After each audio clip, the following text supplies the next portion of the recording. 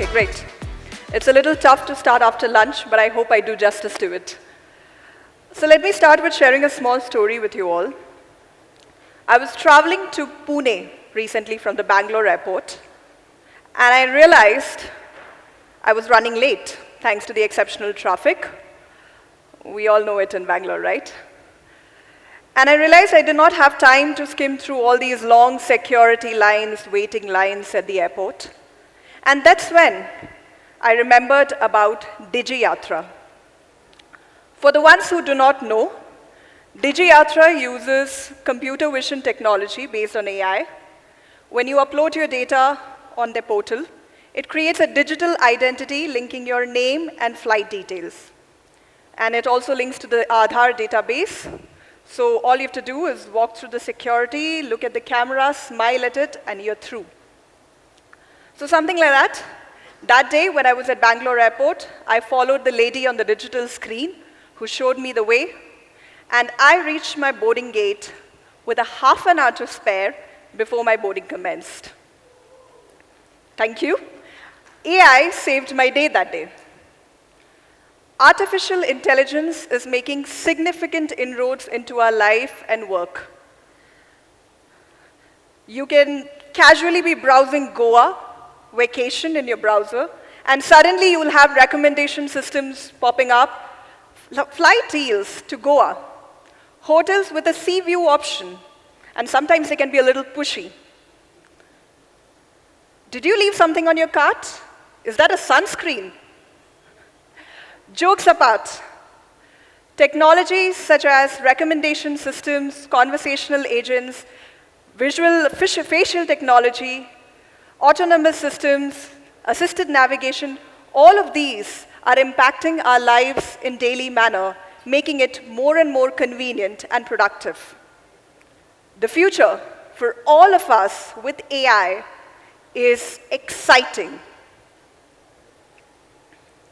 So the excited me thought of meddling with some conversational agents. I took up one of the bots and asked a simple question. Show me what a professional race car driver looks like. These were the results. Then I asked another question. Show me what a poet looks like. These were the results. Raise your hands if you feel there are some abnormalities in these images. Anybody who sees abnormalities in this image? Okay. Then I tried to level up my excitement. I asked a simple question. Show me what a chef looks like. These were the results. Tweaked the question a little bit. Asked, show me what a professional chef looks like. These were the results. Any abnormalities here? Well, these were my experiments. Some information from the news. Google released a generative AI model, a powerful one called Gemini. It resulted in generating some inappropriate results to some command prompts. When asked to generate an image for a US female senator from the 1800s, it generated the image of a Native American or a black, which is historically inappropriate because the first woman senator in the US was Rebecca Ann Fulton, a white, in 1922 only. Some other images, such as female pope, an Asian woman in the German World War II military uniform, etc. Air Canada thought of improving its customer services and launched chatbot. It backfired. What did the chatbot do? Chatbot provided inaccurate information about the company's bereavement policy to one of the customers. It said reduced fares were applicable for any imminent death or past death if availed within 90 days of travel. So owing to this, customer requested for the reduced fares. Policy was very clear that it was not applicable for travels which had already happened. Air Canada said chatbot acted independent. But the court did not feel so and ruled in the favor of customer, asking the airline to pay for the damage and fees. When Portia Woodruff, on an early February morning, she was sitting at her home, least did she expect that there would be 6 police officers at her doorstep accusing her of robbery and carjacking. She first thought it's all a joke.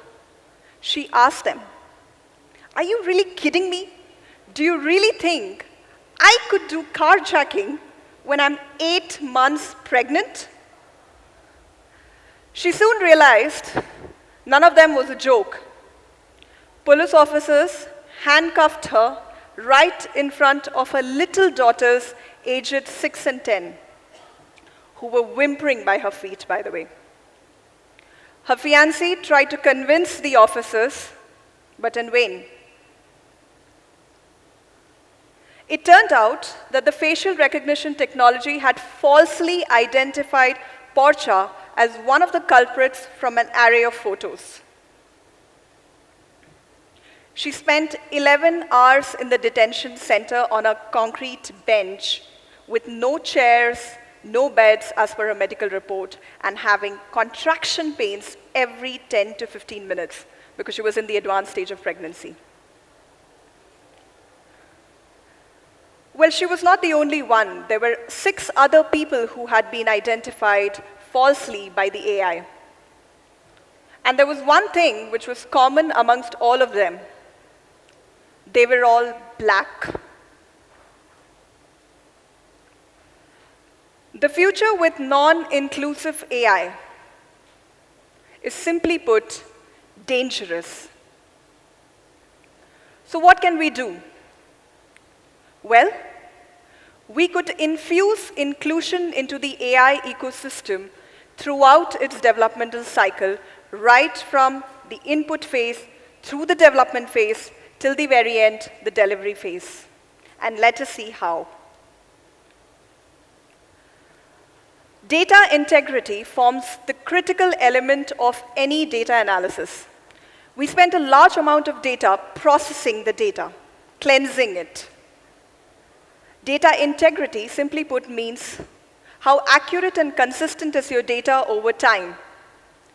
So garbage into the system will result in garbage out, and that is the reason why so much time is spent in cleansing the data. So gathering diverse and representative data sets that includes demographics, backgrounds, contexts would help infuse data integrity. Starting with data collection and pre-processing. Look for the missing data. Let me tell you another story. During World War II, statisticians and engineers were deployed to study the warplanes that returned from missions to understand where in the aircraft should more armor be reinforced so that it's stronger. The army, the military, were almost confident that the wings area needed more reinforcement because that's where the most number of bullet holes were. Until a statistician by the name of Abraham Wald asked a very interesting question. What about the planes that did not survive and didn't return? What if those planes did not return because they got bullets at the most delicate spots? We risked everything in that. The insight is quite powerful. It tells us, look for data which is not only visible, but also beyond. Because if we look at only the visible data, we end up misunderstanding the causes and creating incorrect correlations if we aren't careful. Data integration and standardization. All of your companies, or imagine any big company, would definitely have a lot of verticals. Sales, marketing, customer services. How frequently do these functions talk to each other? Imagine the power of the services and the solutions when data flows freely across these functions. Marketing benefits from better customer suggestions or understanding the target audience. Product teams are able to better design the product because they are able to understand the usage history.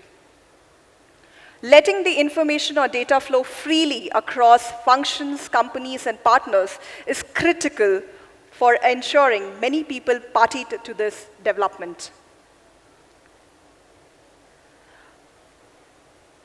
If you have a vehicle and you have let's say, a pressure sensor in your tire, which tells you that the pressure reading is so and so, and hence you would not be able to drive for beyond 5 kilometers. Would you want to trust this? Or would you want to trust a system trust a person rather, who tells you, that looks like a major puncture, but I'm not sure when the tire could go flat. Maybe you could drive for 5 kilometers and see after that? Seeking factual data helps. The more factual the data, the lesser the chances of human-induced bias distorting the results. Problem definition. Landscaping the problem and breaking down the problem into smaller subsets would help you understand why certain data sets are being used. It would also encourage questioning why the model is being designed that way. For example, when one is seeking out diverse pool of candidates for a company, instead of looking out only to source the women profiles, one could create a system that looks at the company's holistic data or past historical data and try to understand where the gaps are in diversity, and accordingly source the profiles to address those imbalances. Next is metrics. Obviously, we understand if we have metrics, if we can measure our system, we know how much the improvement is happening. In the example of Air Canada, we saw a very pertinent question that came in. Who is accountable for all the hallucinations that AI or machine-generated content generates? Architecting your systems for accountability and ensuring that there is an audit trail of all the model decisions would go a very long way in infusing inclusion and entrusting the AI system. I know I said a lot of things, so here's a quick recap for all of you. Moving on to the developmental phase. How many of you would be comfortable to board a plane which is piloted by an AI bot without knowing how it has been tested or trained? I see a lot of heads being nodding. I think most of us would not want to risk our lives with a system that we don't trust. But when AI starts making decisions for you, who gets the job? Who gets the scholarship? Who gets to live? People deserve to know. People need to know on what basis these AI models have been programmed, on what data sets have these been trained. When products are designed thinking only men in mind, we often fail to understand what women really want. Same thing could happen with technology. If we do not have a diverse group of people in the developmental team or in this list of stakeholders, we end up not getting diverse views, and we could be unfairly treating a certain group without even intending to. Last, training and testing the data with as many real-world scenarios as possible.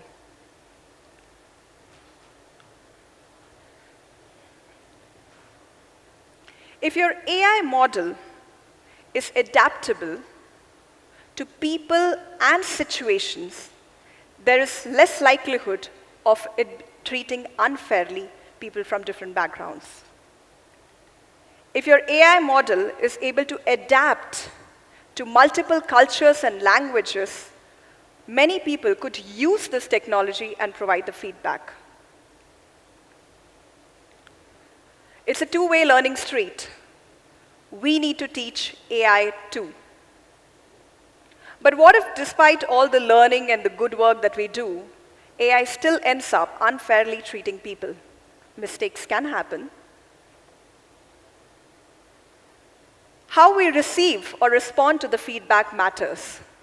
Being open, accountable, and listening to the feedback would go a long way in ensuring that we trust these emerging technologies.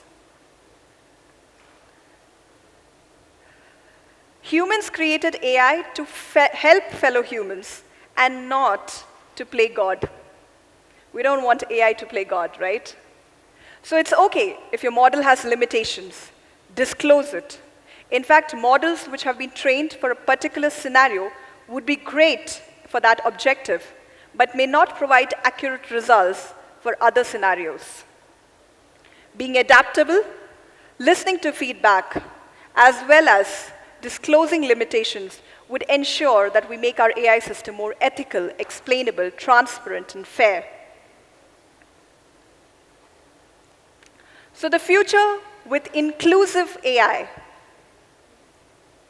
how do you think that is? How do you think that would be? You with me? How do you think that would be? Come on, guesses? Any words? Progressive, okay. What else? Less disastrous? We don't know, but it's definitely worth a wait. Now, what I want each one of you to think is imagine you are in an AI brainstorming conference room, such as this. And there's somebody who has told you, who's tasked you, to create an AI image of a CEO. Okay? I hope you have your AI image in your mind. If the model generates only male executive CEOs, does it create a social impression that leadership is a men-only club and not valid for women and the other genders? But isn't it bias if it doesn't show the reality? Most executives are men. So what is bias in reality? If AI shows us the long-awaited mirror, which shows all the prejudice that exists in our society,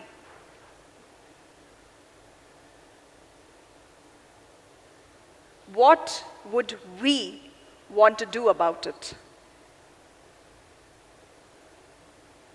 I want to leave you with that thought hanging in there.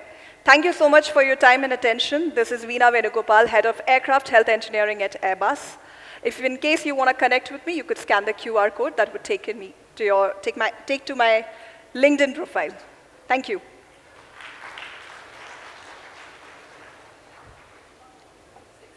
Sure.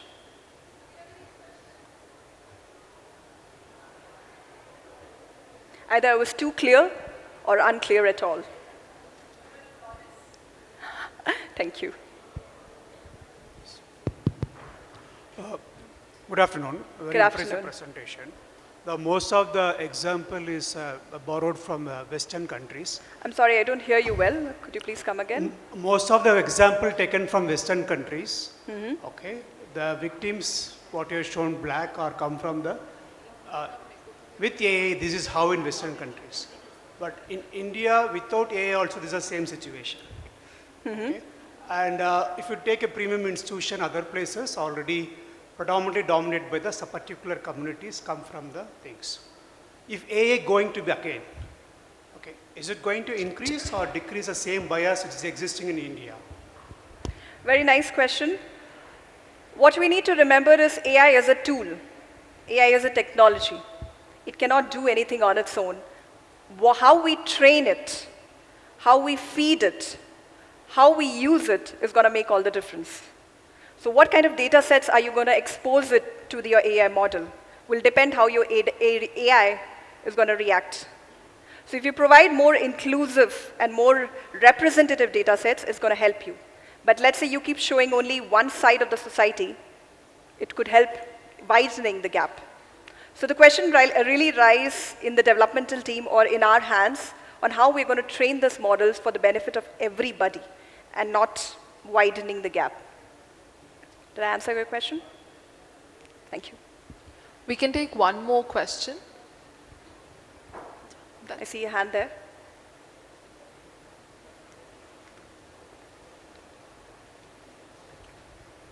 Hello. So, Hi. when we say we want to train the AI in terms of inclusiveness, as you referred that it's based on the training data, and based on the testing data, we might get the related response towards the trained data. So, how we are authenticating or how we are making sure or validating that the model is getting trained with the diversified information? Is there any regulation or something which you are supposed to follow? So in the aircraft industry, topics such as AI are not yet certified. The reason why we say it's not yet certified is because we fly passengers, and just like how I asked the question, if you're ready to fly with a completely autonomous bot, I saw a lot of anxious faces. So we need to be completely sure of all the redundancies, of all the certification mechanisms, and of all the outlier conditions before we launch it to the public. So in the aviation industry, the answer to your question is there exists no certification or regulation statements right now. But having said that, European Union is drafting, in fact, they have drafted 2 versions of how AI should be regulated as well. But it's still maturing, it's still work in progress. Yeah. That's Thank you. pretty much. Thank you. Great. Thank Thank you. you so much, Veena. These are some things that we usually ignore, but thank you so much for going in depth and giving us such wonderful insights with your amazing storytelling skills. We're really fortunate to hear those from you. Thank you so much. Can we have a round of applause for her, please?